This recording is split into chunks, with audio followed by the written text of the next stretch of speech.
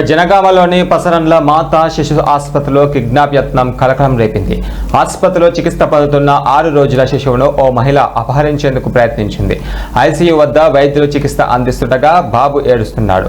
Diaper మార్చుతాను అంటూ నమ్మబలికిన శిశువును తీసుకెళ్లినట్లుగా సమాచారం. ఇక ఆ తర్వాత శిశువును ఆటోలో తీసుకువెళ్తుండగా గమనించిన కుటుంబ సభ్యులు స్థానికులు వెంటబడుతూ ఆ మహిళను పట్టుకున్నారు. ఈ ఘటనలో రఘునాథపల్లి మండలం కంచనపల్లి గ్రామానికి చెందిన తాళ్లపల్లి జ్యోతి ఆమె భర్త రాజుతో కలిసి శిశువును తరలించే ప్రయత్నం చేసినట్లుగా తెలుస్తుంది. ఆగ్రహంతో ఉన్న స్థానికులు మహిళపై దాడి చేయగా అనంతరం ఆమెను పోలీసులకు అప్పగించారు. ఈ ఘటనతో ఆసుపత్రిలో ఒక్కసారిగా భయానక వాతావరణం ఏర్పడింది.